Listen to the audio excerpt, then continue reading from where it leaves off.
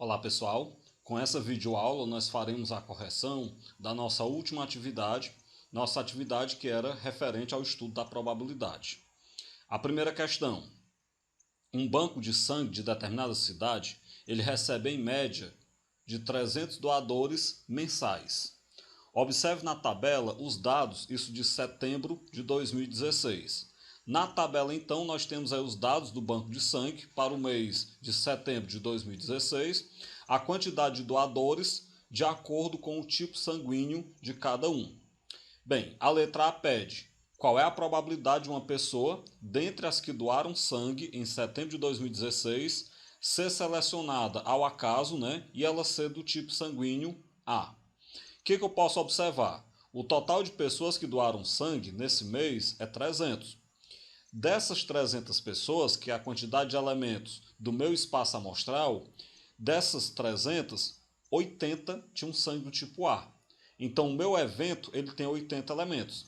Dessa forma, então, a probabilidade vai ficar número de elementos do evento sobre número de elementos do espaço amostral. Isso é 80 sobre 300. Simplificando por 20, isso vai me dar a fração 4 sobre 15. A letra B. Qual a probabilidade de uma pessoa, dentre as que doaram sangue em setembro de 2016, se selecionada ao acaso, não ter o tipo sanguíneo O? Bem, o que eu posso perceber? Apenas 30 pessoas têm sangue tipo O. Isso quer dizer que 270 pessoas não possuem esse tipo de sangue. Daí nós vamos ter que o evento não possui sangue do tipo O, tem 270 elementos, e o espaço amostral tem 300 elementos. Montando a probabilidade, nós vamos ter então 270 sobre 300, dá para a gente simplificar por 30, vai ficar então 9 sobre 10. 9 sobre 10 é 0,9, que é 90%. Ou seja, 90% das pessoas que doaram sangue em setembro de 2016 não tinham sangue do tipo O. A segunda questão. Uma pesquisa referente ao uso da internet foi realizada com os 240 alunos do curso de matemática de uma universidade.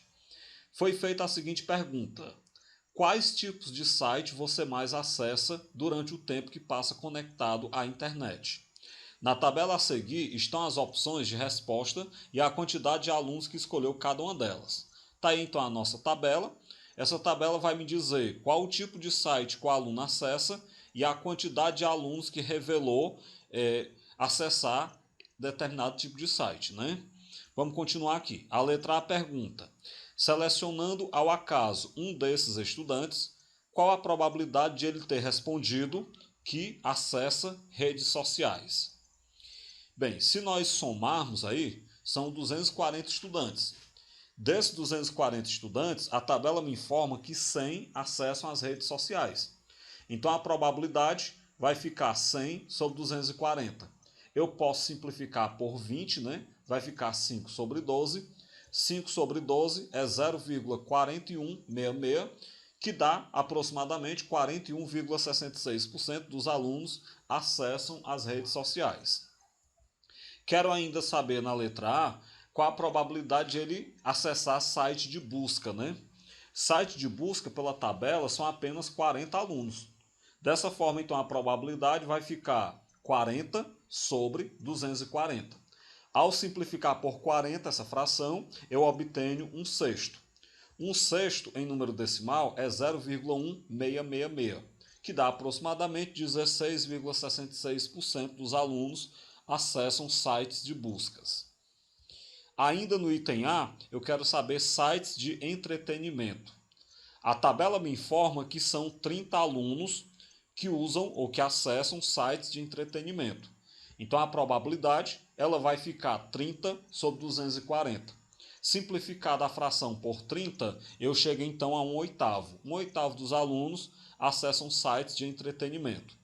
1/8, quando eu dividir 1 pelo 8, dá 0,125, que em percentual é 12,5% dos alunos acessam sites de entretenimento.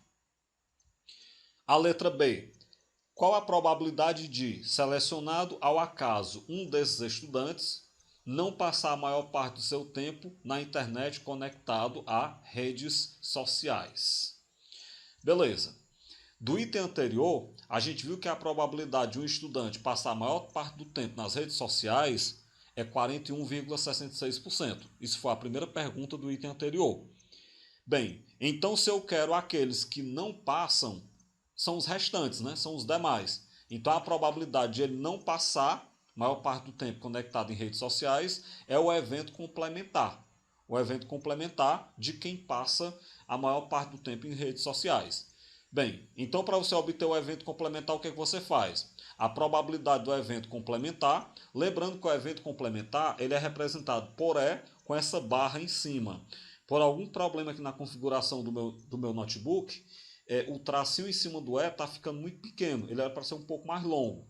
Isso aí representa a probabilidade do evento complementar. O que é que eu faço? Como o evento complementar, o que sobra, é só você olhar quanto é que sobra dos 41,66%. E como é que você sabe quanto é que sobra? É só tirar de 100%. Então fica a probabilidade do evento complementar é 100% menos a probabilidade do evento E. Como a probabilidade do evento E é de 41,66%, quando eu pegar 100% menos 41,66% dá 58,34%. Então nós temos que aproximadamente 58,34% dos alunos não passam a maior parte do tempo conectado à internet em redes sociais. Terceira questão do Enem 2011. Todo o país passa pela primeira fase de campanha de vacinação contra a gripe suína, que é H1N1. Segundo o médico infectologista do Instituto Emílio Ribas, de São Paulo, a imunização ela deve mudar no país a história da epidemia. Com a vacina, de acordo com ele, o Brasil tem a chance de barrar uma tendência de crescimento da doença, que já matou 17 mil no mundo. A tabela apresenta dados específicos de um único posto de vacinação. Bem, nessa tabela nós temos aí as datas de vacinação, o público-alvo nessas datas de vacinação e a quantidade de pessoas que foram para se vacinar nesse posto. Continuando a questão, escolhendo-se aleatoriamente uma pessoa atendida nesse posto de vacinação, a probabilidade de ela ser portadora de doença crônica é de quantos por cento? Bem, primeiro eu tenho que somar todos os vacinados para saber o total de pessoas atendidas. Somando, nós teremos aí 200 pessoas atendidas nesse posto de vacinação. Dessas 200, 22, consultem a tabela, eram portadoras de doença crônica. Isso quer dizer que o meu espaço amostral ele tem 200 elementos e o meu evento, que é portador de doença crônica, tem 22 elementos. Montando a probabilidade, que é o número de elementos do evento sobre o número de elementos do espaço amostral, isso vai ficar 22 sobre 200. 22 sobre 200, quando eu dividir, vai dar 0,11. 0,11 é 11%. Então, 11% das pessoas que se vacinaram nesse posto de saúde eram portadoras de doença crônica. De maneira, então, que a resposta correta é o item C. Quarta questão da Fundação Getúlio Vargas de São Paulo. Em um grupo de 300 pessoas, sabe-se que 50% aplicam dinheiro em caderneta de poupança, 30% aplicam dinheiro em fundos de investimentos, 15% aplicam dinheiro em caderneta de poupança e fundos de investimento simultaneamente. Sorteando-se uma pessoa desse grupo, a probabilidade de que ela não aplique em caderneta de poupança nem em fundos de investimento é de quanto? Bem, para a gente fazer essa questão, vamos imaginar que 50% das pessoas aplicam dinheiro em caderneta de poupança, 50% do total de 300 pessoas vai me dar então 150 pessoas que têm caderneta de poupança, né, que preferem essa modalidade. Como 30% dessas pessoas aplicam dinheiro em fundos de investimento, 30% de 300 vai me dar então 90 pessoas. Nós sabemos ainda que 15% das pessoas têm caderneta de poupança e fundo de investimento. Então esses 15% representam 45 pessoas, 15% dos 300, né? O que eu posso perceber? A gente pode notar, montando aí um diagrama de Venn, quantas pessoas não aplicam dinheiro nem em caderneta de poupança, nem em fundo de investimento. Então vamos pegar aqui a totalidade, o meu universo, né, das 300 pessoas. Aqui são as que preferem caderneta de poupança. Aqui são as que preferem fundos de investimento. Deixa a intersecção entre fundos de investimento e caderneta de poupança, porque tem pessoas aí que aplicam nos dois, né? Comecemos sempre pela intersecção, é a ideia, né, a estratégia mais interessante para a gente resolver questões com diagrama de Venn é começar pela intersecção. A intersecção são 15%, que eu já sei que equivalem a 45 pessoas. Então, 45 pessoas aplicam dinheiro em caderneta de poupança e fundo de investimento. Agora vamos pensar que 150 aplicavam dinheiro em caderneta de poupança. Só que nessas 150 tem 45 que aplica também em fundo de investimento. Então sobra 105 pessoas aplicam dinheiro em apenas caderneta de poupança. Vamos observar também que 90 pessoas aplicavam dinheiro em fundos de investimento. Só que dessas 90 pessoas, 45 está na intersecção, também aplica em caderneta de poupança. Então, sobram 45 para aplicar apenas em fundos de investimento.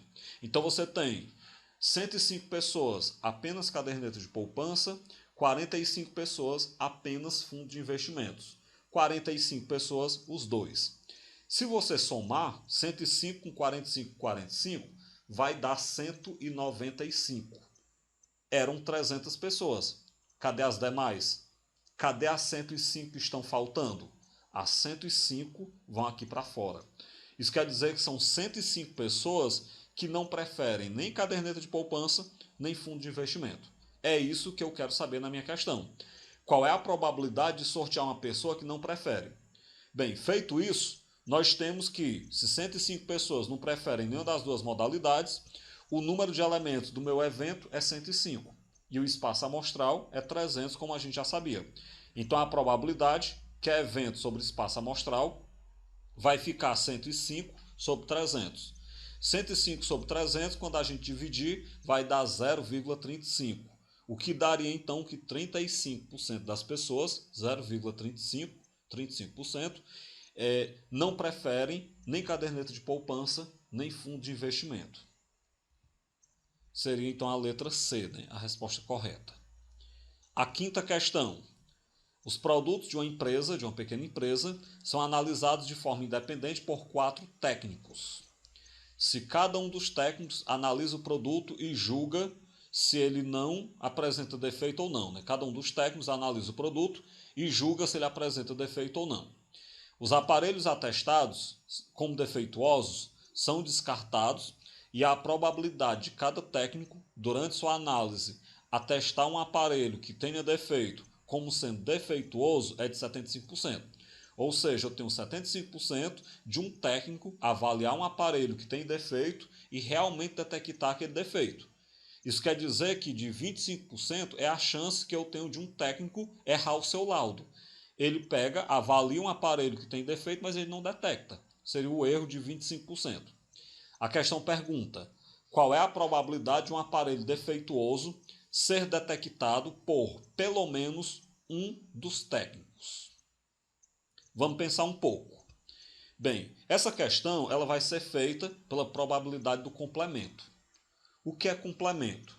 Como eu quero que o aparelho defeituoso seja detectado por pelo menos um dos técnicos, pelo menos um pode ser por um deles, por 2, por 3 ou por todos os 4 técnicos. Eu posso fazer a probabilidade de ele ser detectado por 1, por 2, por 3 e por 4 e somar. Só que isso vai dar bem mais trabalho. Não é errado, não, mas dá mais trabalho. O que é mais simples? Eu faço a probabilidade do aparelho defeituoso não ser detectado por nenhum dos técnicos. Ou seja, todo mundo errar o seu laudo. Todos os 4 erraram o laudo. Na hora que eu descobrir a probabilidade do aparelho defeituoso não ser detectado por ninguém, eu faço o complemento. O que sobra é a chance dele ser detectado por alguém, por pelo menos um dos técnicos. Isso é que é fazer pelo complemento. Então vamos lá. Vamos chamar de P de E a probabilidade de que nenhum dos 4 técnicos detecte o aparelho defeituoso. O que eu tenho? Com a probabilidade que um técnico não ateste o aparelho como defeituoso, ela é de 25%, aquilo que eu já falei, 75% é a chance do técnico acertar o laudo, 25% é a chance dele errar. Então, como eu tenho essa chance de 25% de cada técnico errar o seu laudo, então nós vamos fazer o seguinte: a probabilidade de que os 4 técnicos não detectem é dado como? Você vai pegar a probabilidade do primeiro errar o laudo, 25%, multiplicar pela probabilidade do segundo técnico errar, também é 25%, multiplicar pela probabilidade do terceiro técnico errar o laudo, 25%, multiplicado pela probabilidade do quarto técnico errar o laudo, que também é 25%. Então pega 25% para cada um dos 4 e multiplica. Mas aí tem um problema, né? Como é que eu multiplico probabilidade? É só transformar em fração. Vamos lembrar que 25% é 25 sobre 100, que é equivalente a 1/4, né? Então vai ficar 1/4 vezes 1/4 vezes 1/4 vezes 1/4. Isso vai me dar então a fração 1 sobre 256. O que é isso? Eu tenho uma chance em 256 de que nenhum dos 4 técnicos acertem o laudo, ou seja, nenhum deles detecte o aparelho que tem defeito. Como eu vou fazer pelo complemento, a probabilidade do complemento a gente já viu que é a probabilidade de E com aquele tracinho em cima, né? O tracinho aí faço um pouco maior, que está ficando pequeno aqui no meu slide. Bem, eu vou pegar o que na probabilidade do complemento? A probabilidade do complemento é 1 inteiro, que é 100%, menos a probabilidade do evento não ser detectado. Então isso vai ficar 1 menos 1 sobre 256. Esse 1, para igualar os denominadores, ele é a fração 256 sobre 256. Menos 1 sobre 256 vai dar então 255 sobre 256. Ou seja, eu tenho 255 chances de um total de 256 de que pelo menos um dos técnicos acerte qual é o aparelho que está com defeito. Com isso, então, a gente finaliza a nossa videoaula. Retornaremos logo em seguida com a continuação dos nossos assuntos.